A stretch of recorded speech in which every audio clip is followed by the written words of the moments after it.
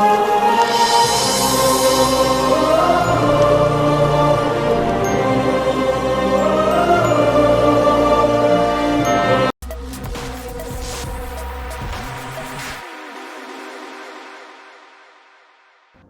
To பசங்களை fry. இன்றைக்கி நம்ம எங்கே வந்திருக்கோம்னு பார்த்தீங்கன்னா பருவதமலைக்கு தாங்க வந்திருக்கோம். பருவதமலை எங்கே இருக்குதுன்னு பார்த்தீங்கன்னா திருவண்ணாமலை மாவட்டத்தில் தாங்க இருக்குது. இப்போ நம்ம இருக்கிற இடம் பார்த்தீங்கன்னா பைக் பார்க்கிங். இங்கே பார்த்தீங்கன்னா பைக்குக்கு 20 ரூபா சார்ஜ் பண்ணுறாங்க, காருக்கு 50 ரூபா வாங்குறாங்க. நம்ம இப்போ பருவதமலையோட அடிவாரத்தில் தாங்க இருக்கோம். நம்ம இப்போ பருவதமலையோட என்ட்ரன்ஸில் தாங்க இருக்கோம். இங்கேருந்து தான் நம்ம பயணத்தை தொடங்க போகிறோம். நம்ம இப்போ பருவதமலை நைட் டைமில் ஏற போகிறதுனால கண்டிப்பாக டார்ச் லைட் வேணுங்க. இங்கேயே விற்கிறாங்க. இதோட ப்ரைஸ் பார்த்திங்கன்னா 30 ரூபா சார்ஜ் பண்ணுறாங்க. இதை வாங்கிட்டு தாங்க நம்ம இப்போ போகிறோம். இப்போ பருவதமலை என்ட்ரன்ஸ்லேயே பார்த்திங்கன்னா ஒரு பிரம்மாண்டமான ஒரு ஆஞ்சநேயர் சிலை இருக்குது. அந்த ஆஞ்சநேயரை நம்ம வணங்கிட்டு தான் இப்போ பயணத்தை ஸ்டார்ட் பண்ண போகிறோம். வாங்க நம்ம பயணத்தை இப்போ தொடங்கலாம். ஃபுல்லாக பார்த்திங்கன்னா பயங்கர இருட்டாக இருக்குது. கண்டிப்பாக டார்ச் லைட் இல்லாமல் நம்ம இப்போ இந்த பயணத்தை தொடங்க முடியாது. எவ்வளோ இருட்டாக இருக்குது பாருங்களேன். இந்த பருவதமலையோட அடிவாரத்தில் பார்த்திங்கன்னா நம்மளால் முடிஞ்ச அளவுக்கு அரிசி அதுமாரி பொருட்களை திறந்து கொடுக்கலாம். இங்கே பார்த்திங்கன்னா மலை ஏறி வரவங்களுக்கெல்லாம் இங்கே கஞ்சி செஞ்சு கொடுக்குறாங்க.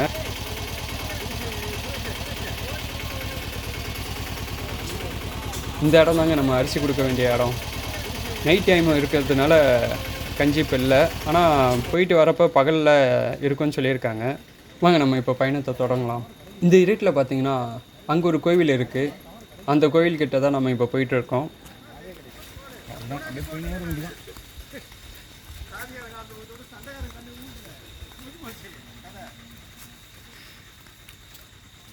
இந்த கோயில் பார்த்திங்கன்னா ஒரு அம்மன் கோயில்னு நினைக்கிறேன். வாங்க நம்ம சாமி கும்பிட்டு நம்ம போகலாம்.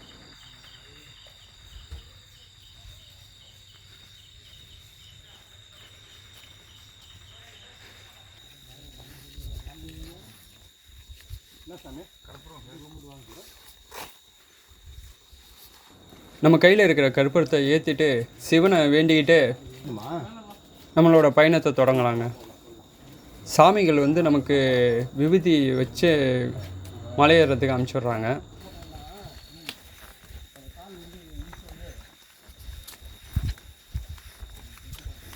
செம இருட்டாக இருக்குங்க. நம்ம இப்போ படி ஏறுறதுக்கு ஸ்டார்ட் பண்ணிட்டோம். இந்த படி எத்தனை படின்னு பார்த்தீங்கன்னா 1260 படிங்க. இப்போ நம்ம படியில் தான் ஏறிட்டுருக்கோம். எவ்வளோ இருட்டாக இருக்குது பாருங்களேன்.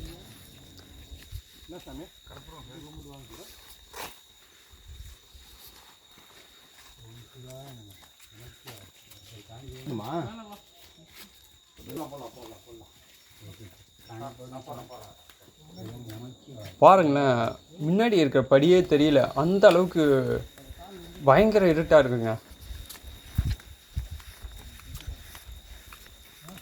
நம்ம பார்த்திங்கன்னா இப்போ படி ஏறி முடிச்சாச்சுங்க. அடுத்தது பார்த்திங்கன்னா ஒரே கல்லும் ஏட்டாவடமாக இருக்குங்க. அந்த இடத்த தான் இப்போ ஏறிட்டுருக்கோம். நம்ம நைட் டைமில் ஏறுறதுனால பார்த்து தான் ஏறணும். கண்டிப்பாக டார்ச் இல்லாமல் ஏற முடியாதுங்க. கல் எப்படி இருக்குது பார்த்தீங்களா? நம்ம இந்த வழியை தான் போகணுன்றதுனால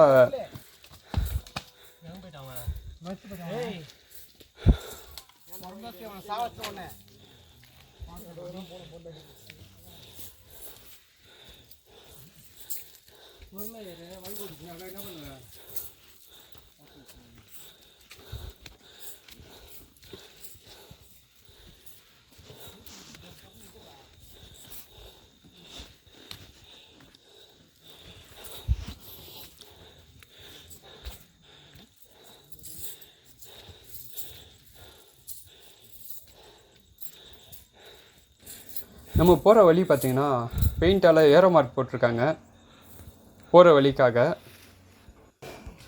இந்த வழியில் தான் நம்ம ஏறி வந்தோம். எப்படி இருக்குது பாருங்களேன். பாறையை பிடிச்சிட்டு தாங்க ஏறி வர வேண்டியதாக இருக்குது. முடிஞ்ச அளவுக்கு நம்ம எவ்வளோ ஜாக்கிரதையாக வரணுமோ அந்த அளவுக்கு வரணுங்க. கையில் டார்ச்சோடு தான் வர வேண்டியதாக இருக்குது. நம்ம கொஞ்சம் மிஸ் ஆனாலும் நம்மளுக்கு அடிபடுங்க, அந்த அளவுக்கு இருக்குது. பார்த்து தான் நம்ம ஏறி வர வேண்டியதாக இருக்குது.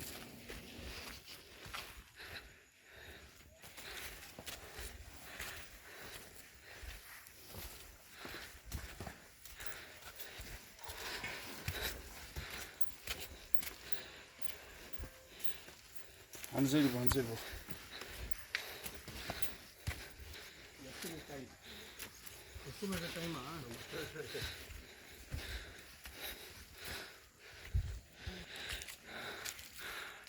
இப்போ பார்த்தீங்கன்னா நம்ம கம்பி இருக்கிற பாதைக்கு வந்தாச்சு.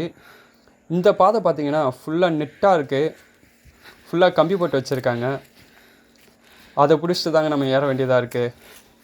நம்ம ரொம்ப ஜாக்கிரதையாக ஏறணும். ஏன்னா ஃபுல்லாக படியாக தான் இல்லை, ஃபுல்லாக கல்லுங்கல்லமாக தான் இருக்குது.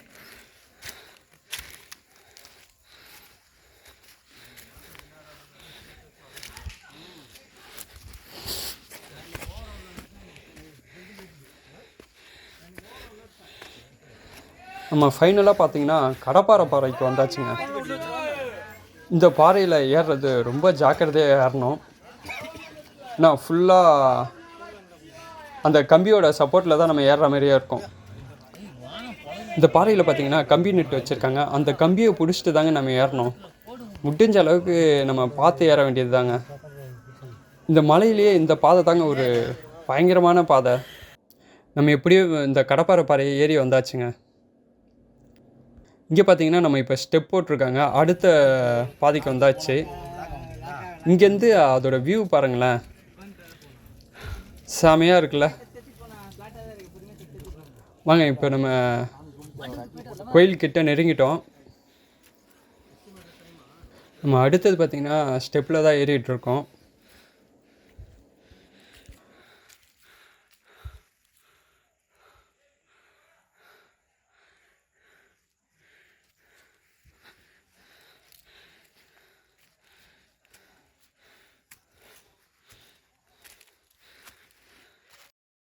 நம்ம இப்போ பார்த்தீங்கன்னா ஸ்டெப் ஏறி கோயிலில் ரீச் பண்ணிட்டோங்க. நம்ம பார்த்தீங்கன்னா இப்போ கோயிலில் தாங்க இருக்கோம். கோயிலில் இங்கே பார்த்தீங்கன்னா திருசூலம் இருக்குங்க. இங்கே நந்தி சிலையும் இருக்குது. நம்ம நந்தியை வழிபட்டுட்டு சிவனை பார்க்க போகலாங்க. நம்ம பார்த்தீங்கன்னா இப்போ சிவனை பார்க்கறதுக்கு ரொம்ப நேரம் நின்றுட்டு இருந்தோம். செம கூட்டமாக இருந்ததுங்க.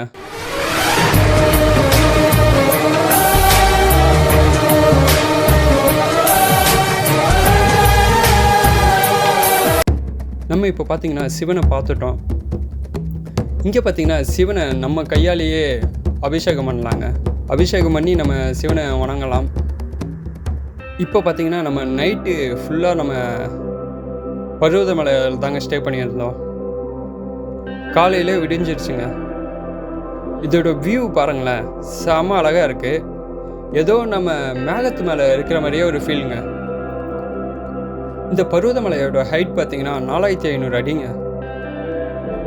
இதோட வியூ பாருங்களேன் எவ்வளோ அழகாக இருக்குது.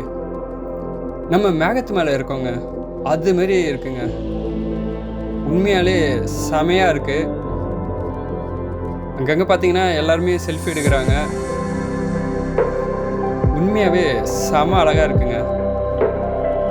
இதுமாரி நான் ஃபஸ்ட் டைம் பார்க்குறேங்க. மேகத்துக்கு மேலே இருக்கிற மாதிரி இருக்குது.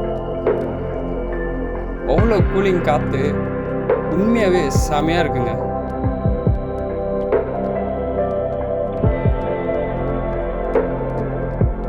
இதோட அழகே வேறு லெவலில் தான் சொல்லாங்க.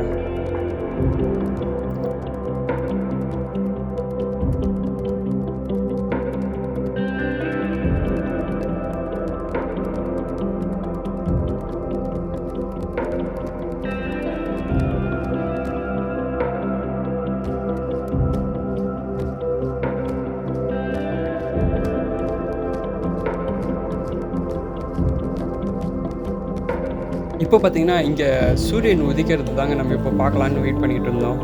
இப்போ சூரியனும் வந்துருச்சுங்க. இதோட அழகை பாருங்களேன் எவ்வளோ அழகாக இருக்குது. சூரியன் பார்த்தீங்கன்னா மேகத்தூள்ல இருந்து வர மாதிரி இருக்குங்க. அவ்வளோ அழகாக இருக்குங்க.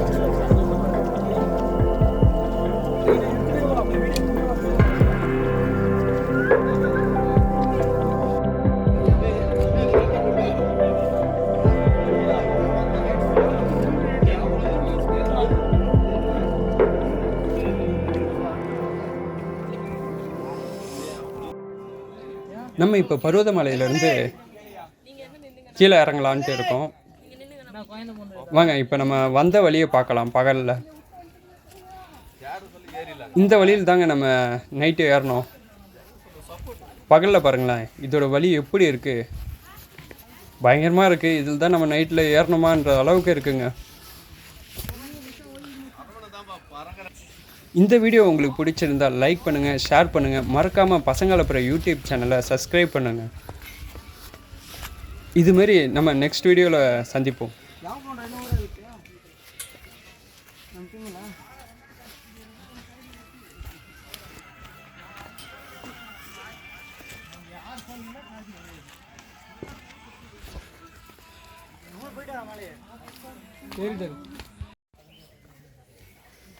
சரியான ஃபன்னா இருக்கும். அதனால தான் நான் கம்முனே வச்சுருந்தேன். ஆகும் என்ன தான் உனக்கு பிரச்சனை கட்டுவிட்டேன். ஏன் நான் பாட்டு பைக்கில் கம்முனே கேட்டேன். என்ன தான் உனக்கு அந்த ஃபோன் கட் பண்ணி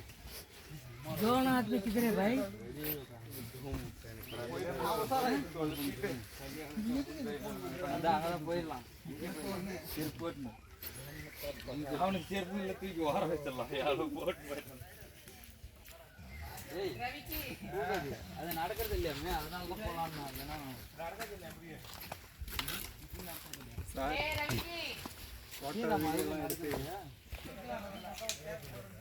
அங்கே வந்து இப்போ பஸ் வரமா இங்கேருந்து 1.5 கிலோமீட்டர் போய் நடக்கா கோயிலை சுற்றி அந்த இதை சுற்றி வரணும்னா கிரியோட பாதை 14 கிலோமீட்டர். அவ்வளோ ரிஸ்க் எல்லாம் 14 கிலோமீட்டர் பஸ் வந்து இப்படி போயிட்டா ஒரு 1.5 கிலோமீட்டர் மாதிரி கோயிலுக்கு நம்ம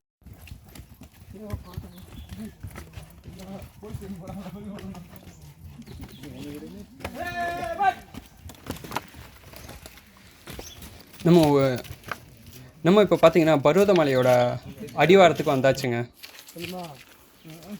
இங்கேருந்து பாருங்களேன், அந்த பருவதமலை ஒரு நந்தி இருக்கிற மாதிரியே இருக்குது.